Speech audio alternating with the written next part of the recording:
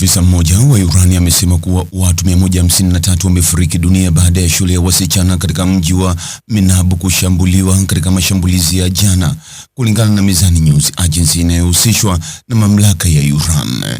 Ofisa mwingine wa Iran alikuwa amesema awali kuwa shule hiyo iliyoko takriban mita 600 kutoka kituo cha Islamic Revolutionary Guard Corps ilikuwa imelengwa kwa mashambulizi matatu ya makombora. Shirika la utangazaji la Uingereza BBC limethibitisha video za tukio hilo zikionyesha moshi ukipaa kutoka kwenye jengo, huku umati wa watu ukikusanyika karibu na eneo hilo, sauti za watu wakipiga mayowe kwa hofu zikisikika.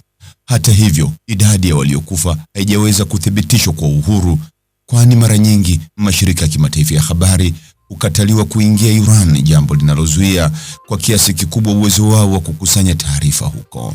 Msemaji wa jeshi la Israeli amesema afahamu operesheni yoyote katika eneo hilo. Ameongeza kuwa pia ameona taarifa kutoka kwa maofisa wa Marekani wakisema wanachunguza tukio hilo. Mtazamaji, ni yapi maoni yako kuhusiana na taarifa hii? Andika maoni yako katika sehemu ya ujumbe hapo chini. Like na subscribe pia ili uwe wa kwanza kupata habari wa chungu tele. Hii ni Focus News. Jina langu ni Deo Kaji Makomba.